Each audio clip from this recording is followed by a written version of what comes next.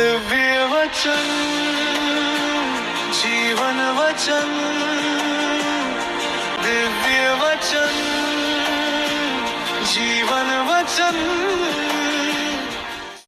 ख्रिस्त में प्यारे भाई और बहनों, आज का वचन हमसे एक ऐसा प्रश्न पूछता है जिसे हम अक्सर टाल देते हैं।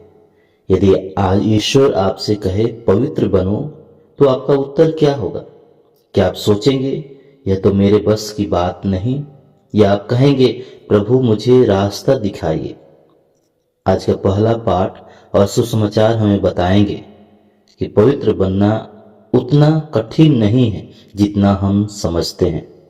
लेकिन सावधान, अंत में एक ऐसा प्रश्न आएगा जो हम सबको सोचने पर मजबूर कर देगा। आइए पहले हम ध्यान से ईश्वर का वचन सुने।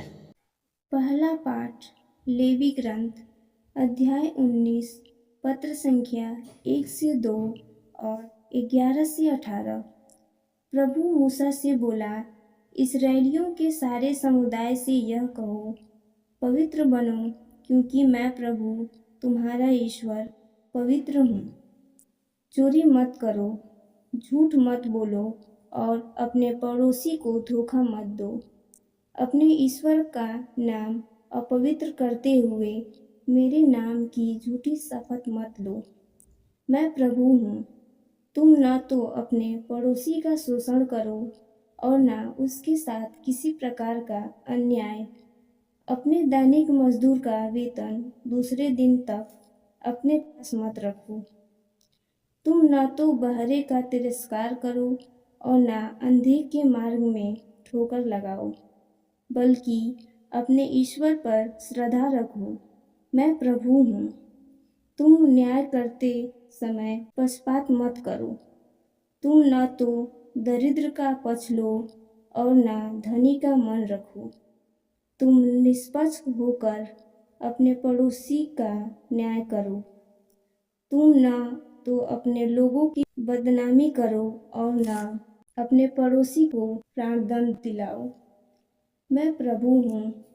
अपने भाई के प्रति अपने हृदय में बैर मत रखो। यदि तुम्हारा पड़ोसी कोई अपराध करे तो उसे डांटो, नहीं तो तुम उसके पाप के भागी बनोगे।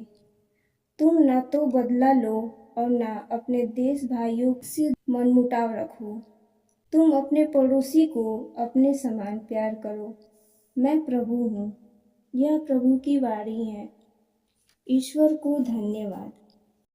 संतमती के अनुसार पवित्र सुसमाचार अध्याय 25 पद संख्या 31 से 46। जब मानव पुत्र सब स्वर्गदूतों के साथ अपनी महिमा सहित आएगा, तो वह अपने महिमामय सिंहासन पर विराजमान होगा और सभी राष्ट्र उसके सम्मुख एकत्र किए जाएंगे। जिस तरह चरवाहा भेड़ों को बकरियों से अलग करता है, उसी तरह वह लोगों को एक दूसरे से अलग कर देगा।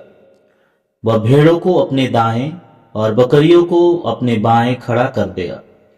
तब राजा अपने दाएं के लोगों से कहेंगे, मेरे पिता के कृपा पात्रों, आओ और उस राज्य के अधिकारी बनो जो संसार के प्रारंभ से तुम लोगों के लिए तैयार किया गया है।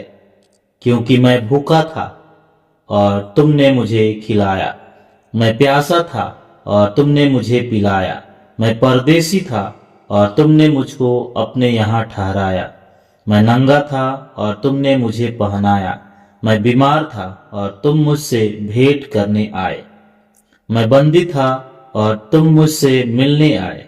इस पर धर्मी उनसे कहेंगे, प्रभु हमने कब आपको भूखा देखा और खिलाया, कब प्यासा देखा और पिलाया? हमने कब आपको परदेसी देखा और अपने यहाँ ठहराया? कब नंगा देखा और पहनाया? कब आपको बीमार या बंदी देखा और आपसे मिलने आए? राजा उन्हें यह उत्तर देंगे, मैं तुम लोगों से यह कहता हूं, तुमने मेरे इन भाइयों में से किसी एक के लिए, चाहे वह कितना ही छोटा क्यों ना हो, जो कुछ किया वह तुमने मेरे लिए ही किया। तब वे अपने बाएं के लोगों से कहेंगे, शापितो, मुझसे दूर हट जाओ, उस अनंत आग में जाओ जो शैतान और उसके दूतों के लिए तैयार की गई है, क्योंकि मैं भूखा था और तुम लोगों ने मुझे नहीं खिलाया, मैं प्यासा था और तुमने मुझे नहीं पिलाया, मैं परदेसी था और तुमने मुझे अपने यहाँ नहीं ठहराया, मैं नंगा था और तुमने मुझे नहीं पहनाया, मैं बीमार और बंदी था और तुम मुझसे नहीं मिलने आए। इस पर वे भी उनसे पूछेंगे, प्रभु, हमने कब आपको भूखा, प्यासा, परदेसी, नंगा, बीमार या बंदी देखा और आपकी सेवा नहीं की? तब राजा उन्हें उत्तर देंगे, मैं तुम लोगों से यह कहता हूं, जो कुछ तुमने मेरे छोटे से छोटे भाइयों में से किसी एक के लिए नहीं किया, वह तुमने मेरे लिए भी नहीं किया। और ये अनंत दंड भोगने जाएंगे, परंतु धर्मी अनंत जीवन में प्रवेश करेंगे। प्रभु का सुसमाचार। ख्रिस्त प्रभु की जय। ख्रिस्त में प्यारे भाई और बहनों, सबको जय यीशु। आज ईश्वर लेवी ग्रंथ के द्वारा हमसे एक बहुत बड़ी बात कहते हैं, लेकिन बहुत सरल शब्दों में कहते हैं कि पवित्र बनो क्योंकि मैं पवित्र हूं। यह वचन सुनते ही हमारे मन में एक डर सा आ जाता है। हम सोचते हैं पवित्र, यह तो संतों के लिए है, यह तो बहुत ऊंची बात है, यह बहुत कठिन है, यह हमारे जैसे साधारण लोगों के लिए कैसे हो सकता है। लेकिन भाई और बहनों, ईश्वर हमसे असंभव बात नहीं करते हैं। वे हमसे वह नहीं मांगते जो हम कर नहीं सकते हैं, और इसलिए उसी वचन में वे तुरंत समझा देते हैं कि पवित्रता का मतलब क्या है। वे आगे यह नहीं कहते कि पहाड़ों पर चले जाओ या दिन रात उपवास करो या दुनिया छोड़ दो। नहीं, वे बहुत सरल बात कहते हैं, झूठ मत बोलो, चोरी मत करो, धोखा मत दो, अपने भाई से बैर मत रखो, बदला मत लो, अपने पड़ोसी से अपने समान प्रेम करो। देखिए, पवित्रता अचानक ऊंचाई से नीचे हमारे जीवन में उतर आती है। ईश्वर कहते हैं, यदि तुम सच्चाई से जीते हो, यदि तुम दिल में बैर नहीं रखते, यदि तुम अपने पड़ोसी से प्रेम करते हो, तो तुम पवित्र हो रहे हो। यानी ईश्वर पवित्रता को हमारे रोजमर्रा के जीवन में उतार देते हैं। पवित्रता कोई दूर की बात नहीं है। पवित्रता घर से शुरू होती है, हमारी जुबान से शुरू होती है, हमारे व्यवहार से शुरू होती है। कृष्ण प्यारे भाई और बहनों, यदि हम घर में झूठ बोलते हैं, बाहर धोखा देते हैं, मन में बैर रखते हैं, तो चाहे हम कितनी भी प्रार्थना करें, पवित्रता अधूरी रह जाती है।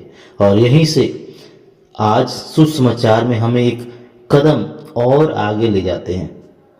यदि लेवी ग्रंथ हमें बताता है कि पवित्रता कैसे जीनी है, तो सुसमाचार हमें दिखाता है कि उसी पवित्रता की अंतिम परीक्षा कैसे होगी।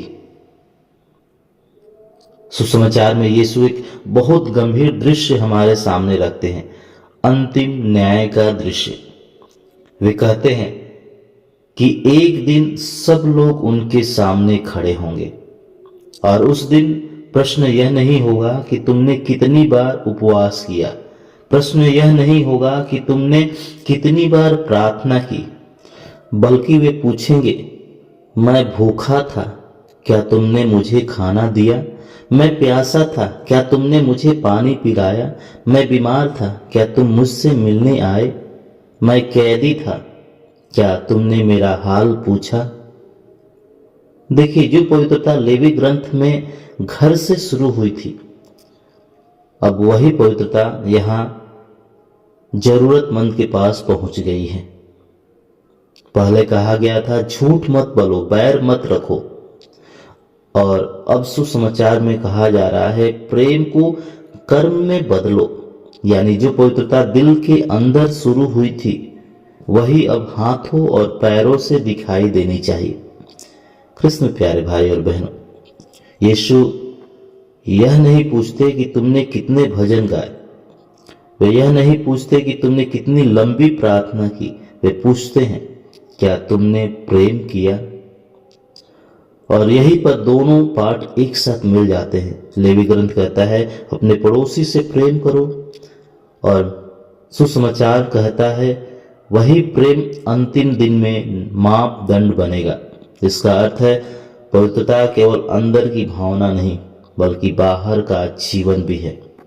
कृष्ण प्यारे भाइयों बहनों, पवित्रता का अर्थ है ईश्वर जैसा बनना। और ईश्वर कैसा है हम सभी जानते हैं। वह दयालु है, वह सच्चा है, वह न्यायी है, वह प्रेम से भरा हुआ है। इसलिए जब हम झूठ नहीं बोलते हम ईश्वर जैसे बनते हैं। जब हम बदला नहीं लेते हम ईश्वर जैसे बनते हैं। जब हम भूखों को रोटी देते हैं हम ईश्वर जैसे बनते हैं। कृष्ण प्यारे भाई और बहन, कभी कभी हम सोचते हैं हम तो साधारण लोग हैं, हम क्या कर सकते हैं, हमारे पास पैसे नहीं है, बड़े साधन नहीं है। लेकिन यीशु बड़ी चीज नहीं मांगते हैं। वे कहते हैं एक रोटी, एक गिलास पानी, एक मुलाकात, एक दयालु शब्द। कृष्ण प्यारे भाई और बहनों, कभी कभी घर में ही हम परीक्षा में फेल हो जाते हैं। बाहर तो हम अच्छे बनते हैं लेकिन घर में गुस्सा करते हैं। बाहर मुस्कुराते हैं लेकिन घर में बैर रखते हैं। आज प्रभु हमें अंदर से बदलना चाहते हैं। लेवी ग्रंथ कहता है अपने हृदय में द्वेष मत रखो, क्योंकि बाहर का पाप पहले अंदर पैदा होता है। और संत मत्ती के सुसमाचार में हमें याद दिलाता है कि हर गरीब, हर बीमार, हर अकेले व्यक्ति में यीशु छिपा हुआ है।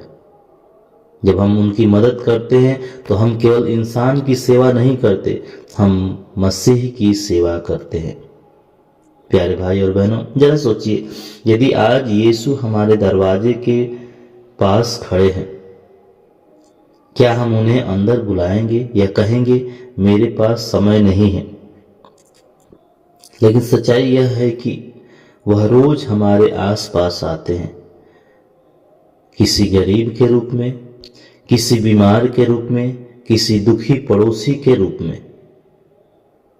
इसलिए पवित्रता का मतलब है उस अवसर को पहचानना। कृष्ण प्यारे भाई और बहनों, पवित्र बनना कठिन नहीं है यदि हम छोटे छोटे कदम उठाए।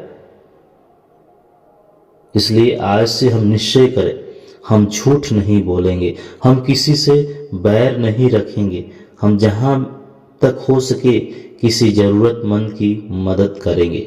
और जब हम ऐसा करेंगे तब हमारा जीवन केवल धार्मिक नहीं बल्कि सचमुच पवित्र बन जाएगा। आइए हम कुछ क्षण मौन हो जाए और प्रभु से प्रार्थना करें।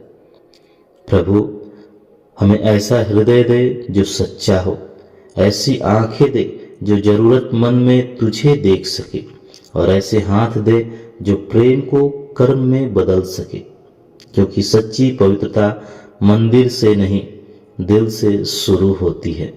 पिता, पुत्र और पवित्र आत्मा के नाम पर आमीन।